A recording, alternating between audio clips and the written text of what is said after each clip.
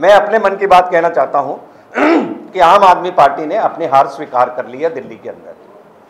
आप देखेंगे कि अभी मेरे से मीडिया वाले प्रश्न कर रहे थे कि आम आदमी पार्टी के विधायक अमानतुल्लाह ने ये बात कही कि रमजान के महीने के अंदर चुनाव हो रहे हैं। जिस देश के अंदर हर रोज पर्व होता हो, जिसमें सोमवार शिव जी का होता हो, मंगलवार हनुमान जी का होता हो, शुक्रवार संतोषी माँ का होता हो, ऐसा हर व्रत होते हो, हर त्यौहार होते हो, उस देश के अंदर आप बात कर रहे हैं कि क्योंकि 5 मई को चांद दिख जाएगा तो 6 मई को रोज़ा हो जाएगा, तो उसके कारण चुनावों की तिथियां गलत हैं। तो मैं समझता हूं ये उन्होंने अपनी हार स्वीकार कर ली है। वैसे भी आम आदमी पार्टी ने हार इसलिए भी स्वीकार कर ली, आपने देखा होगा बड़े बड़े विज्ञापन करोड़ों रुपए के और दिए जाते रहे रकमें। आज नरेला में काम शुरू, आज मटियाला में काम शुरू, आज रजौरी गार्डन में काम शुरू, आज नजफगढ़ में काम शुरू खत्म नहीं। तो भाई 4.5 साल के बाद अगर आप ये कह रहे हैं काम शुरू, तो इसका मतलब है जनता आंख खोल के उसको पढ़ रही है कि आपने 4.5 साल में कुछ नहीं किया। दूसरा, जब आपके काम शुरू, तो फिर आप ये मत आरोप लगाइए कि केंद्र सरकार आपको काम नहीं करने देती थी या मोदी सरकार आपको काम नहीं करने देती थी। दूसरा, आपको पहले ही ये लोग स्पष्ट कर दें कि ईवीएम ठीक है या ईवीएम गलत है।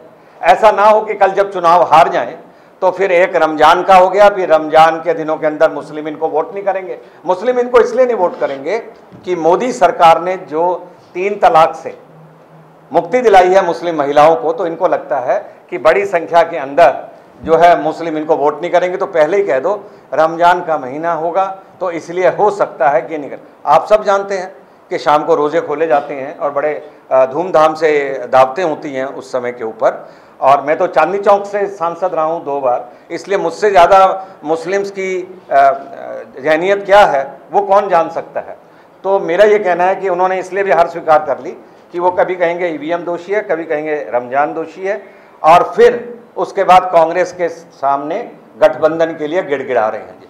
कांग्रेस में और शीला दीक्षित में जरा सी भी शर्म होगी तो जो ये रोज चर्चाएं चलती हैं गठबंधन की, इसके ऊपर विराम लगना चाहिए। इसलिए नहीं विराम लगना चाहिए कि बीजेपी को कोई डर है, इसलिए विराम लगना चाहिए कि जो अरविंद केजरीवाल ये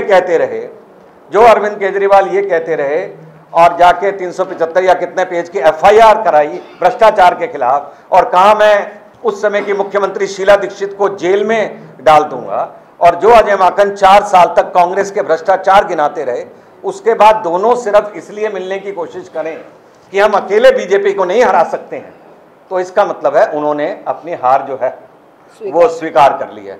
तो मुझे अधिक कुछ नहीं कहना है, रमजान का तो सिर्फ बहाना है, असल में तो हार को मान जाना है। धन्यवाद।